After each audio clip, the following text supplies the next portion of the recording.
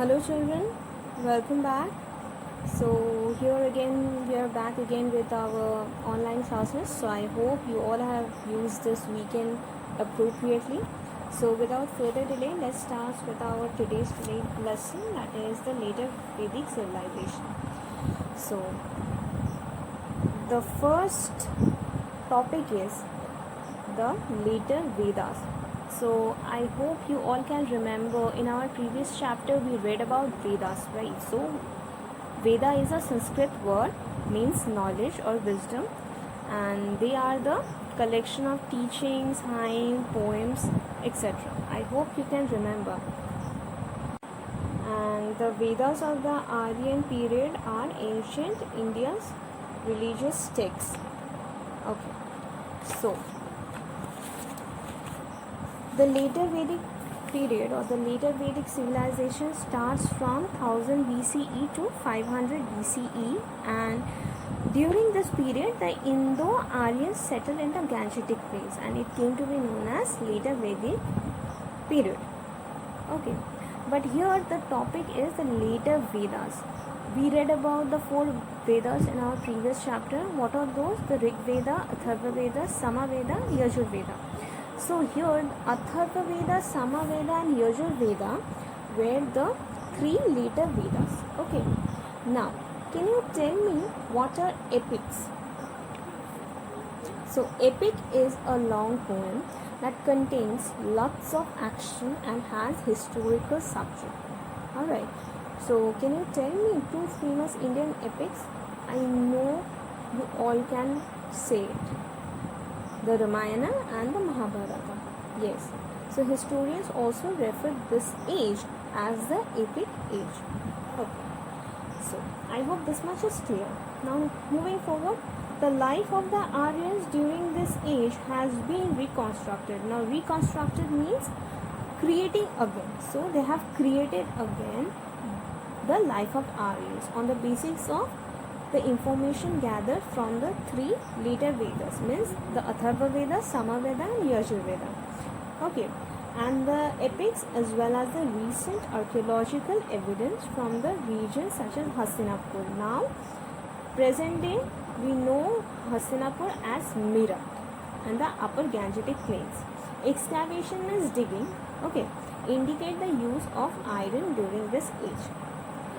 Now, let us see how was their political life.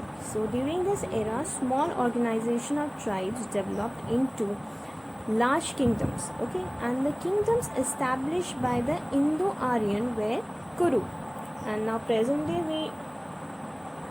we know it as Delhi, Kosala, which is now called Awadh, and Magadha, now Patna and Gaya, and Kashi, now it is called Varanasi. So here in this civilization, the king became powerful and king became very powerful, okay, and Sabha and Samiti lost their control unlike the early Vedic period. I hope you can remember. So as the king increased in size, as the kingdom increased in size, the administration became more complex. The king was assisted by many officials who were put in charge of different departments. When a king ascended the throne, means generally it means to climb up. Now here it means when kings sit on the throne, okay, permanently. So the Purohit, you know who is a Purohit, okay, the religious person who is to perform all those yagnas and all those. Okay, so they used to perform the Rajasuya Yagna to confer supreme power on him. Him means here the king. So the king was elevated to the position of God's representative on the earth. The Ashwamedha Yagna means the horse sacrifice was performed to establish his undisputed authority over the territory through which the horse moved unchallenged. Now let us see here. It is written, did you know? Let us find out what we should know. So the Ashwamedha Yagna was performed by powerful kings. So only powerful kings can perform this yajna. Okay, and after this yajna, horse was decorated with the king's emblem and set free to roam at will. Means it can go anywhere, no foundation. Okay, the horse can go anywhere. The regions through which the horse passed came under the rule of the king who had performed the Ashwamedha Yagna. If the horse was stopped by any other king, a war followed and victorious king annexed the defeated king's territory. Okay, see here you can see a picture. Okay, so now let us see their social life. Now we read about the four varnas, right? What were those? Brahmanas, Kshatriyas, Vaishyas and Shudras, right?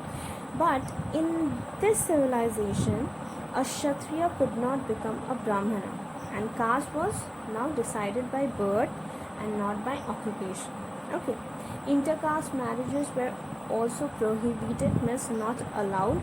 So in this civilization, the ruling class was performed by the Brahmana or the Kshatriyas, and the Vaishyas were the artisans, the traders or the farmers, and Shudras were the uneducated people who served the other three classes.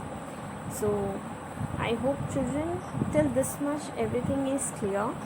So today I am keeping up to this, keeping the chapter up to this. So next day we will continue with the rest of the portion. Okay, till that time take care of yourself and thank you.